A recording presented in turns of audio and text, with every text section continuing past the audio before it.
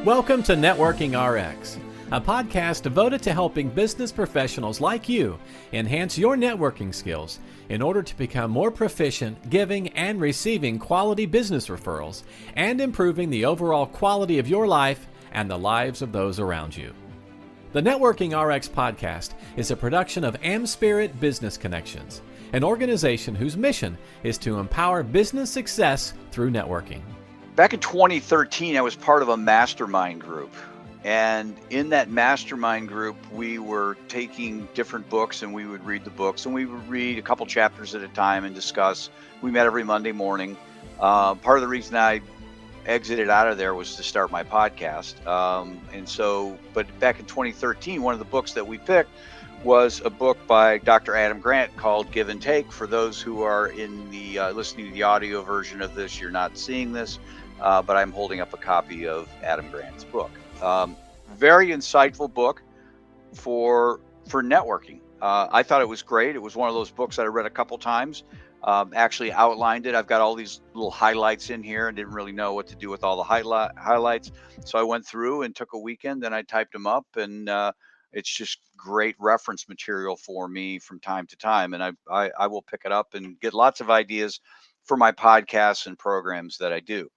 There's a particular section in here where Adam Grant will talk. He talked about this woman who was in a consulting business, and they tended to do a lot of their research. They do a lot of their research in consulting practices, large accounting firms, and that because you have a large group of homogenous sorts of people. These are professional people, all kind of on a similar track, and there's a lot of variables that are not there. And so they were looking at and comparing and contrasting different people. I guess I should start out that in the beginning of the book, he talks about that there are three types of people. There's givers, there's takers, and matchers. Givers are the people who are prone to give and give more than they receive. Takers are always looking to take, and the matchers are always looking to match what they're doing with what they're getting. And in the beginning of the book, he talks about that the most successful people are the givers. It's a book about giving. Hey, I wasn't surprised about that. Kind of patted myself on the back. I like to be a giver. I like to help people. But then he went on and he talked about the people who did the worst. And I'm like, okay, it's probably the takers. The takers do the worst, don't they? And he said, no, the worst are the givers. I'm like, well, wait, that doesn't make sense. How can you be the best and be the worst all at the same time? And he said he would go on and explain later in the book. And he does later on in the book. He talks about this. He talks about how somebody who is a giver can actually hurt themselves. And he profiled these two women who were in a consulting business. And he talked about this one woman, and she was a giver, and she just, at a drop of a hat, she would help anybody.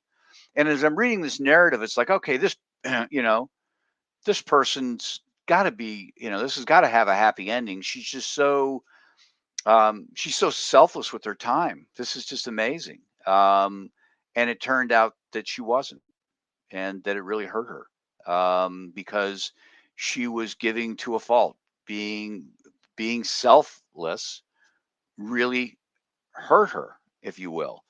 And then profiled another woman who also gave, but was a little more calculating about giving. Calculating is probably not a great word, but she tried to be practical with the types of things that she did. They both mentored people. The first woman mentored people, anybody, anytime, anywhere. The second one, it was more, okay, who am I mentoring? Is this going to benefit the firm? Is it going to benefit me? And in my mind, okay, that's almost matching sort of a behavior.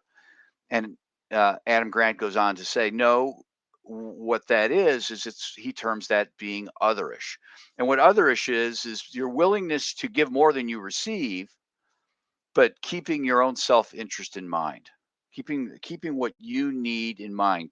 And doing that in keeping what you need in mind, what the bigger picture needs, your success needs, you'll choose when and where and how and to whom you're going to be doing things. And that was a real revelation to me. It was a revelation because he had defined certainly a term, otherish. I've never heard that term before. That was certainly a revelation for me. But it also was somewhat indicting for me because I was always of the mind, okay, I'm just going to do things for people and just trust, you know, just trust in blind luck, karma, or divine intervention, or whatever you want to call it, that it would work out for me. And there is a degree of truth to the notion that good guys finish last, good people, good women, men finish last, because in profiling the first person, it really hurt her career because while she's off doing things for other people, she's sacrificing time with family, she's sacrificing working on her own projects, being with her own clients. And those little things hurt her, even though she's helping other people. Whereas the second person, she was doing things that were more, she was more, I'll use the term calculating. I don't mean it in a bad way. She was more otherish. She's like, okay, you know what? I'm going to invest in this person because this person's going to be sticking around the firm. I see this person helping other people. And so if I help this one person, that knowledge is going to trickle down to other people. And I'm sure there was a lot more that went into it, but she was very, again, calculating, very otherish about the types of things that she was doing. And that really opened my mind to, you know what, I need to be doing the same thing. The reality is, and I've seen this meme on social media, that, if you're a giver, you need to be careful of who you give to, because the takers will bleed you dry. Those are my words, not what shows up on the memes, but that's the best way to put it. For people who are takers, there's always another need. The needs will never be satisfied.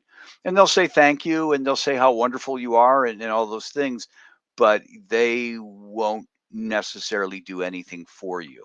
And if you're not careful, you're going to be in a worse place. Reminds me of a quote that my dad, or something my dad said to me years ago. He said, if you go, and I've probably mentioned this on the podcast before, so I apologize if you've heard it. But what my dad said is, if you go to save somebody and they don't want to be saved, you become the victim. And it's kind of a corollary to this. And as he explained it to me, and he used, the metaphor of going out to, somebody's drowning in the ocean, and you go out to save them, and they don't want to be saved. Then all of a sudden, you become the victim. You've put yourself at risk. You're trying to save them, and they're just going to pull you down with them. Um, and while it doesn't have a perfect application to this conversation, in a way, it kind of does, because there are people out there who are takers, and or matchers, and it's not going to match up. And so you need to be somewhat calculating with respect to the types of things that you do. Be otherish, if you will. Now, in the book, Dr. Grant puts a graph in there, and he has on, not it's a graph. It's not a graph, but there's four quadrants, right? On the horizontal quadrant, it's your concern for others. It's higher, it's low, and I realize it's generally a spectrum. But if you have a high concern for you have a high concern for others or a low concern for others. And on the vertical axis, it's a concern for self. And do you have a high concern for yourself? Do you have a low concern for yourself? And if you have a low concern for yourself and a low concern for others, then you're pretty apathetic. I mean, you're sitting at home watching daytime television. Um, if you have a low concern for others, but a high concern for yourself, then you're a taker. You're always looking to figure something out, to get something for yourself. If you're someone who has a low concern for yourself, but a high concern for others, that's what he termed as being selfless, sacrificing oneself. I have things I need to do. I need to serve my clients, but I'm going to put your life ahead of mine. I'm going to sacrifice that. And that's not good. Where we want to be, where we should be, is we should be in that quadrant where we have a high concern for others and we have a high concern for ourselves. And that's a very interesting, it's a very interesting balance, if you will, and it really takes some thought to it. I have some notes here I'm going to pull through. I did some research on this and just different ideas on being otherish. And some of the ones I came up with, I mean, there's lots of them out there. Corporate responsibility programs. Companies put together corporate responsibility programs. They're just trying to help their community. A great example is the development of open source software. And people put effort into developing open source software. Yes, they're giving it out there. Or when you're contributing to open source software, you're giving to other people and you're helping a cause, but that is going to benefit you because other people are going to get a hold of that open source software and they're going to improve it. And all of a sudden, the product that you've brought to life or that you've contributed to becomes even better, and that benefits you. Now, I realize that many of the people listening today probably aren't in the open source software game, um, know what it is or where it is or how to find it. I'm one of those people.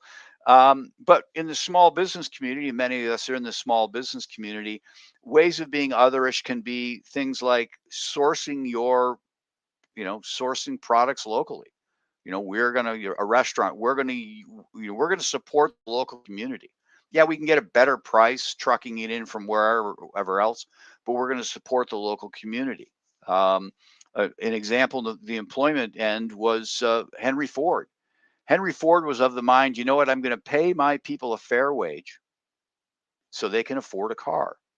That was being otherish. Yeah, I could have probably got by for less. It was the pre-union days. I could have got by for a whole lot less, but then the people wouldn't have the money to buy a car. But if I give them money, pay them money, they can buy a car. They're going to come and they're going to drive the car. They're going to be out there amongst their friends, and then their friends are going to want to come in and buy a car. Calculating, otherish, however you want to look at it, but it's serving others, but keeping yourself in mind at the same time. Community engagement programs, getting out and engaging with the community, helping the community, knowing that if you have a stronger community, you're going to be better off. The same thing with respect to employee welfare programs. Employee welfare programs certainly cost companies money, whether you're a small business or a large business, but they pay big dividends. It would make no sense to have a wellness program for someone else's employees. That would be selfless. It would be pointless.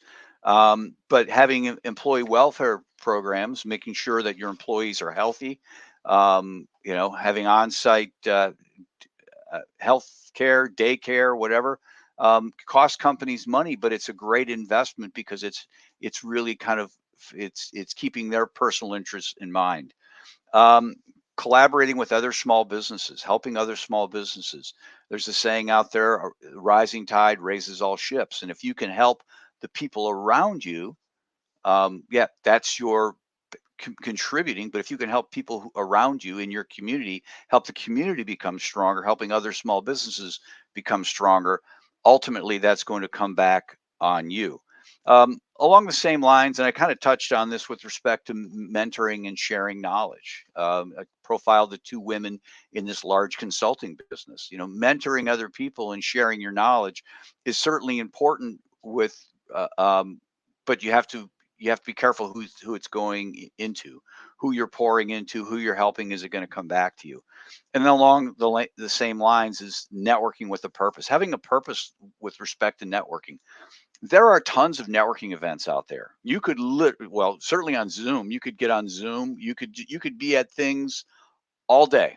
You could literally be on things all day. You could line them up. And I know people who've done that and they just kind of burn out after a while. And what you need to do is say, okay, where am I going to devote my time? And by going in, you're certainly contributing to others. Whenever I go into a Zoom call, I always come away with at least one or two things I need to follow up on helping somebody. But I need to look at those groups and say, okay, is there something here for me? Is this and I'm not trying to be a matcher in that sense, in that I'm not coming in unless I'm going to get something back. But what I do need to understand is this helping move my bigger picture forward somehow or another. And if it's not, then I need to just kind of back away from it, or maybe not spend as much time with it. Along the same lines is community involvement. I tell people one of the most powerful things you can do with respect to networking is get out and volunteer in your community. And you need to you need to take a careful look at those sorts of things. And does that somehow or another work its way back to you or not? And if it doesn't, certainly you need to do things you care about and you're really going to want to devote your time to. But you need to ask yourself, okay, where is this leading for me? You know, if it's not fulfilling me, emotionally, then where is it leading for me? And a lot of people will do neither, and they end up hurting themselves. So stop and take a look at how you're helping other people. And you should be, if you want to be successful in networking. Stop and take a look at how you're helping other people, and ask yourself in a quiet moment, certainly be, if you can't be honest with yourself, who are you going to be honest with? Be very honest with yourself and just ask, okay, is this serving my purpose? Or am I just being selfless? And if you're just being selfless, you really need to think long and hard about maybe backing away from that and replacing it with activities where you can be otherish, where you're contributing to other people, but somehow or another, those activities, those actions, the efforts you're putting out are somehow or another backfilling to you. Thanks for joining us on the Networking RX podcast. Please put what you've learned into action today and let us know if you have questions, comments, or ideas for future topics. You can email them to us at podcast@amspirit.com. That's AMSPIRIT.com. Finally, so you never miss an episode, be sure to subscribe to the Networking RX podcast through iTunes, Overcast, or however you receive your podcasts. Now get out and network with someone. The Networking RX podcast is the copyright production of AmSpirit Business Connection. All rights reserved.